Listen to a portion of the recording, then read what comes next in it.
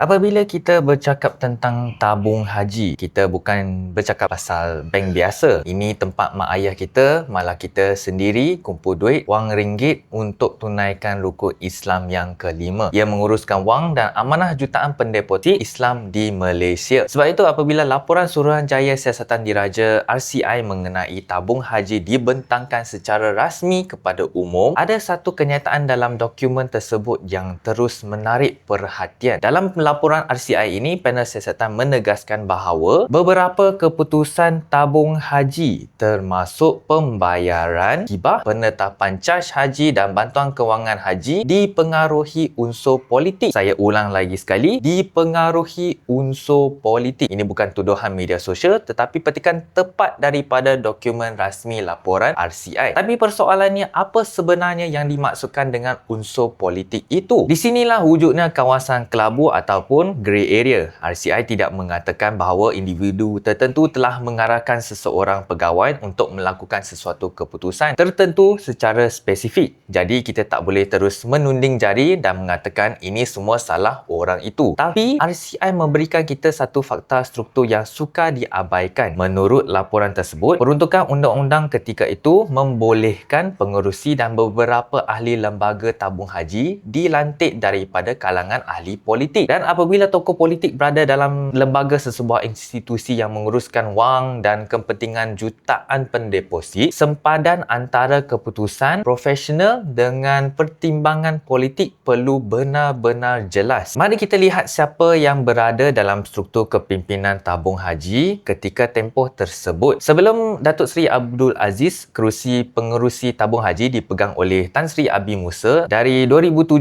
hingga Jun 2013. Kemudian pada 1 Julai 2013, Datuk Seri Panglima Abdul Aziz telah dilantik sebagai pengerusi selepas menjadi ahli lembaga pada 2011 dan beliau memegang jawatan tersebut sehingga meletakkan jawatan pada Mei 2018. Tapi Datuk Seri Abdul Aziz bukannya satu-satunya tokoh politik dalam lembaga tersebut. RCI turut menyenaraikan beberapa individu lain, termasuklah Tan Sri Badruddin Amiruddin, iaitu mantan ahli parlimen dan pengerusi tetap UMNO. Datuk Rosni Sohar 2014 hingga 2018, iaitu Adun Hulul Bernam dan memegang jawatan parti. Di bahagian pengurusan, Tan Sri Ismi Ismail merupakan pengarah urusan kumpulan dan CEO sehingga 2016 sebelum digantikan oleh Datuk Johan Abdullah hingga Jun 2018. Perubahan besar berlaku selepas PRU 2018 apabila Tan Sri Muhammad Noor Muhammad Yusof dilantik sebagai pengerusi dan Datuk Sri Zukri Samad sebagai CEO. Bagi tokoh seperti Datuk Dr. Ashraf Wajidi Dusuki pula, beliau merupakan Timbalan Menteri Agama ketika itu dan bukannya ahli lembaga atau pengurusan eksekutif tabung haji yang memegang kuasa operasi harian. Jadi kita boleh nampak satu perkara dalam tempoh yang disebut RCI sebagai tempoh wujudnya pengaruh politik. Memang terdapat tokoh politik dalam struktur kepimpinan tabung haji. Tetapi adakah itu bermaksud setiap keputusan tabung haji ketika itu dibuat atas arahan politik? Tidak semestinya. Kita tidak boleh mengambil satu ayat lalu menjadikannya tuduhan yang melulu. Namun kita juga tidak boleh mengabaikan persoalan utama yang ditimbulkan RCI. Apabila hibah diumumkan atau caj haji ditetapkan, adakah keputusan itu dibuat semata-mata berdasarkan kemampuan kewangan dan prestasi sebenar, atau adakah wujud tekanan untuk memastikan sesuatu keputusan kelihatan cantik di mata rakyat pada waktu tersebut? Isu ini bukan tentang siapa salah secara individu, tetapi sama ada struktur tabung haji pada ketika itu cukup bebas daripada tekanan politik. Sebab akhirnya isu tabung haji bukan tentang parti politik mana yang memerintah. Isunya ialah siapa yang menguruskan duit rakyat. Bagaimana keputusan dibuat dan sejauh mana keputusan itu bebas daripada tekanan politik. Pengajaran paling besar daripada laporan RCI ini ialah institusi yang menguruskan wang orang ramai perlu mempunyai tadbir urus governance yang cukup kuat. Keputusan yang dibuat berdasarkan data kewangan dan kepentingan pendeposit sepatutnya mampu berdiri sendiri tanpa perlu dipersoalkan. Tak kira sesiapa yang berada sebagai pengerusi, siapa menjadi menteri atau parti mana yang sedang memerintah. Apa pandangan anda tentang isu ini? Tuliskan pendapat anda di ruangan komen di bawah dan jangan lupa untuk tekan butang like, subscribe dan share kalau anda suka video ini.